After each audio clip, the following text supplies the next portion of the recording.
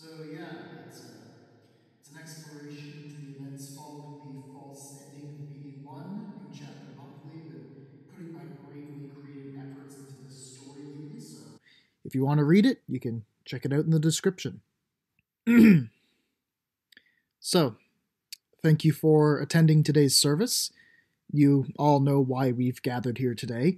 It's to commemorate and say farewell to the online features of Bravely Default and Bravely Second.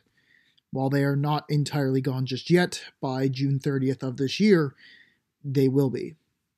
With the Nintendo 3DS shop being closed down yesterday, we have already lost an absolutely vital piece of our beloved franchise. The ability to purchase SP drinks. While there are still more losses to come, I think this will be the biggest hurdle for us to overcome as a community. The inability to buy sleep points through microtransactions. Let us have a moment of silence for this travesty.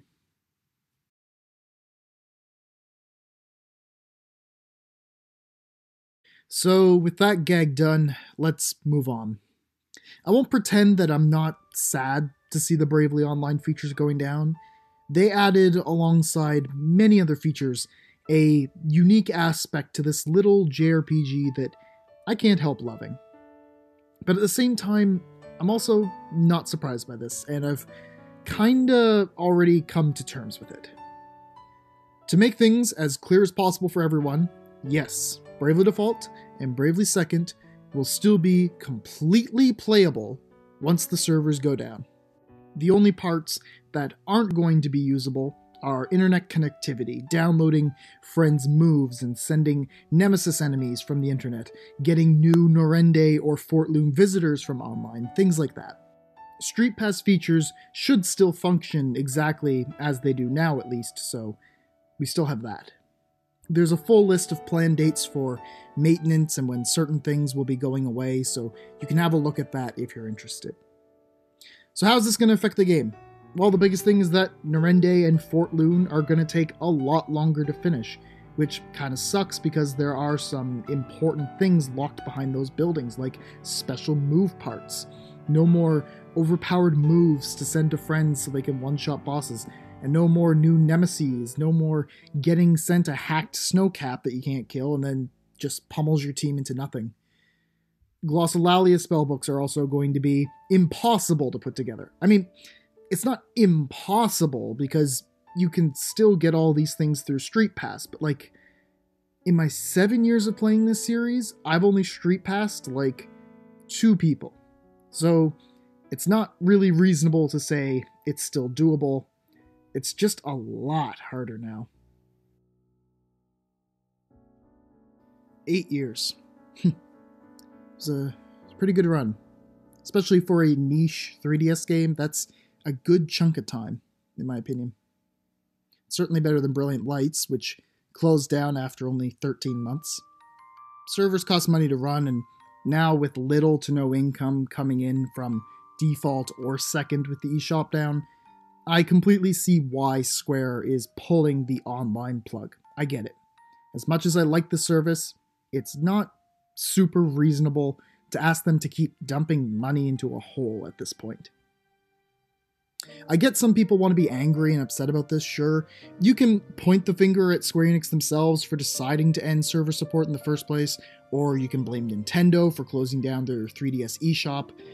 I don't suggest getting too upset, but those are your culprits if there is anyone to blame. But don't go after Team Asano, please. And don't be just fix your game guy, no one likes that.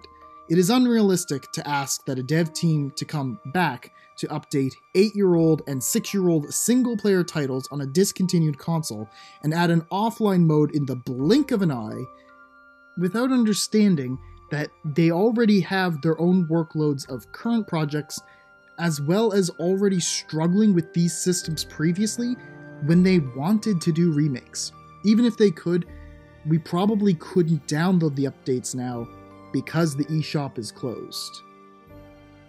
Now, there is the slightest glimmer of light because of these mentions of maintenance and other updates over the coming months. And maybe they'll do something during that time to make sure we have access to all the Nemesis enemies and balls we could ever want.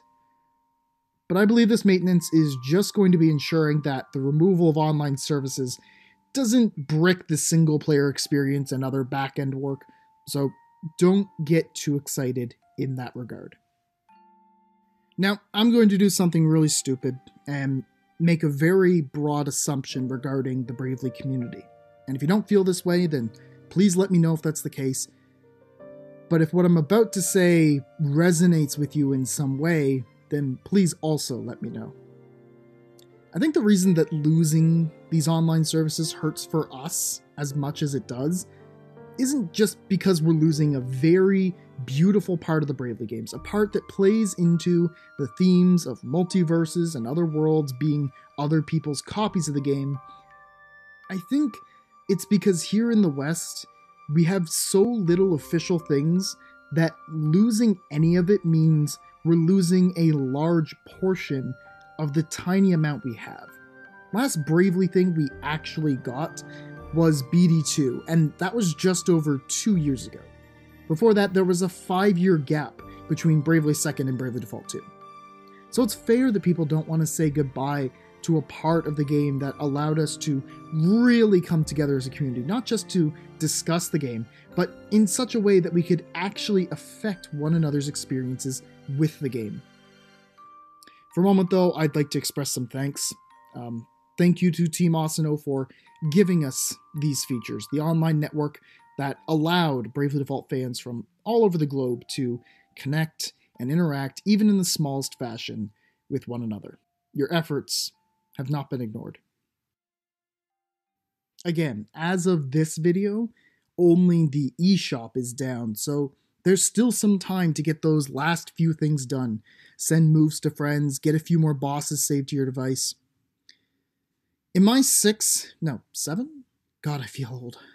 In my 7 years doing videos for these games, I have never given out my friend code, just because I didn't want to include and exclude certain people to make anyone feel left out or feel bad because they weren't my friend or whatever. But seeing as we're now at the end, why not? Until the end of the online services, you can add me, and I'll be sending out a different Nemesis in each game to you all. In Bravely Default, I'll be giving out a Japanese Mammon. Heard someone say that's rare or sought after or something one time, so you guys can have that. And in Bravely 2nd, I'll be giving out Firstborn, the only ball you can't fight in single player.